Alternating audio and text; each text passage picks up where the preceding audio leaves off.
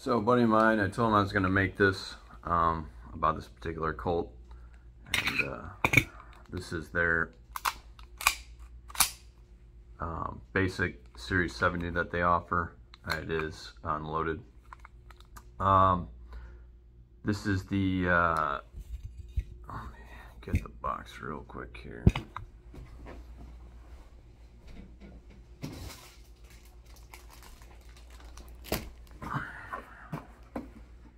This is the model O1911C, and this is the Series 70 5-inch with National Match Barrel 45 ACP Model O Blute Slide Govt.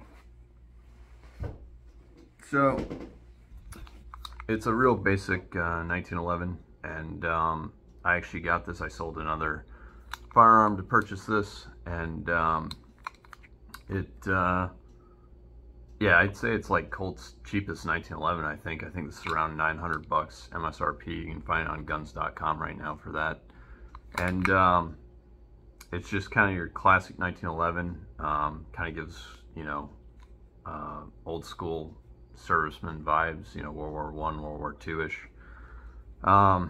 It's got the basic iron sights, and then it's got a spur hammer and got the traditional grip. All my other 1911s have a beavertail grip, and the one that I had that was like this, I'm changing it over to a beavertail grip. I'm doing a bunch of stuff to it. So I kind of got this as a project gun, something for me to have fun, a little bit of fun with, and I like 1911s, but I think this will probably be maybe my last one. But that's, everyone says that, and then they just keep going. But so yeah, just talking a little bit about it, some observations from what I've seen.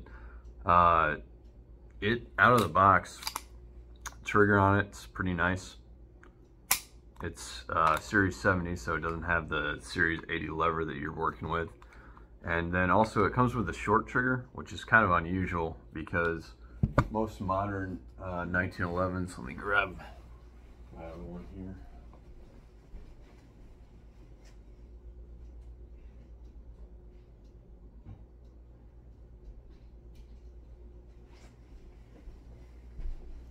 Most modern 1911s, like the Colt Competition, which I've already reviewed, it's unloaded. It comes with a longer trigger, so you can see kind of that's the difference there in length. And so the shorter trigger is kind of a back in the day when they first came out, that's kind of what the style was. And then I think in the 80s or 70s, that's when you started seeing kind of the longer triggers come into vogue. Here's a blue gun. This is just a plastic one, but this is based on the World War II model, and that's got the short trigger, as you can see.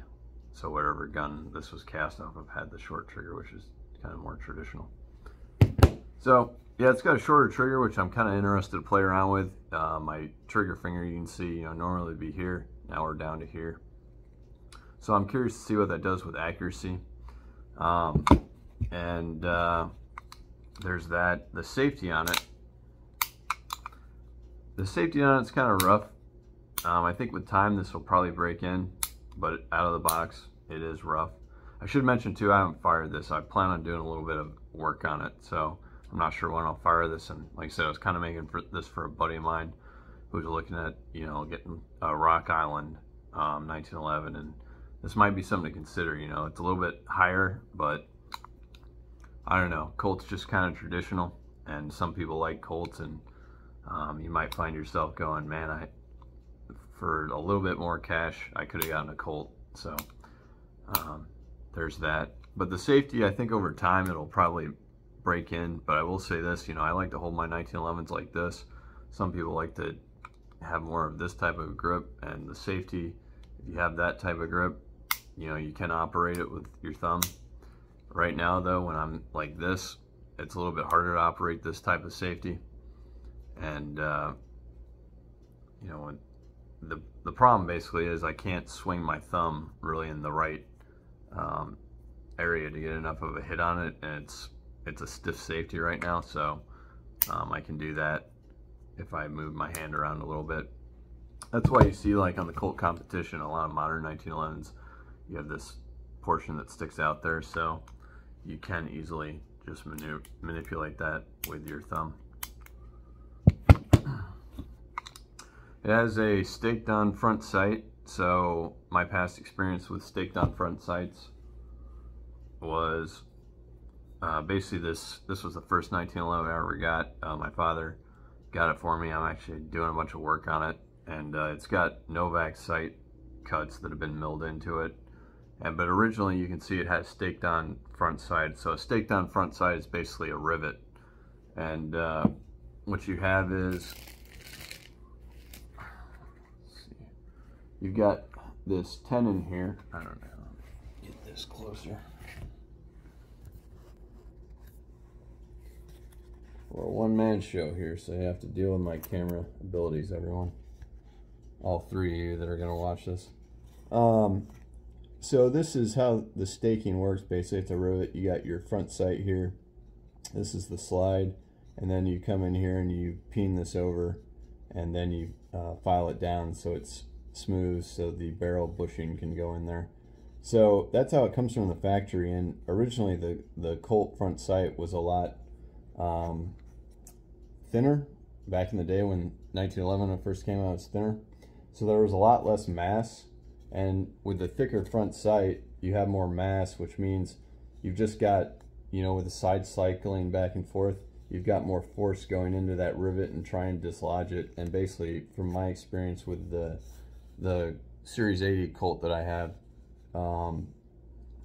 it didn't hold up over time. This loosened, but there is a solution to that, and it's basically you just take, let's see, get this in focus. This is just a Dremel, carbide Dremel. It's a circular cutter, and you just go along. I don't know if I'll be able to get this on camera or not, but you just basically go along the edge of this square with this and open it up some, and that basically turns this to this, so you've got a lot more area on the bottom there. This isn't drawn to scale or anything, but I wanted to make it obvious. So you've got a lot more area there at the bottom, which makes your rivet a lot stronger. So I had done that on this one here, and it was rock solid. I had it on for the longest time, shot a lot of rounds out of this. It was no issue. So the staked on front sight, once you make that adjustment, it was fine. In fact, I had to remove the staked on front sight to make these, you know, get these mill cuts done. And it was actually a huge pain. Like, it was staked on there very well. So that definitely does work. So that might be a concern. That might be a concern out of the box for this Series 70. And we'll see how long that lasts. You know, so it might be the same repair of taking this one off and putting a new one on after doing some Dremel work on the inside of the slide there. The frame to slide fit, it's pretty good. Actually, pretty happy with that. The mainspring housing is plastic. I know some people don't like that. I'm one of these people that don't like that, so I bought a Wilson Combat checkered mainspring housing. And the safety, I plan on also, I bought a Wilson Combat. They sell these retro safeties, so they're basically, this is a World War II gun here, and it's the same thing. It's just this old school, I don't know if we can get this on camera very well.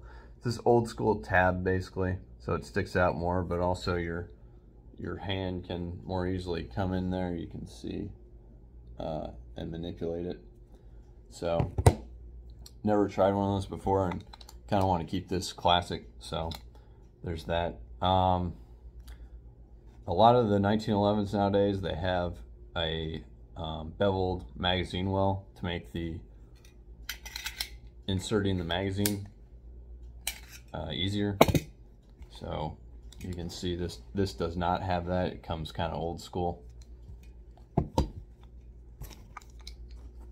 and you can, I don't know if I'm gonna be able to really get this on camera, but the lighting isn't really working well. But this Colt competition does have that. I'm not sure how visible that is, but it does have that. So what else? Their safety release, it's so-so. For the price point of a 1911 and with the word Colt on it, I think it's all right. It's not the best magazine release, but it works. So it's fairly smooth. Trigger's pretty good. I can't remember if I already talked about it or not, but if I haven't, the trigger's pretty good for a new out-of-the-box gun. It's pretty darn good. There isn't a lot of creep there. Just takes a little bit of force. So there's that. I mean, but it's pretty good trigger, I have to say. One thing I've noticed with newer Colts, their markings,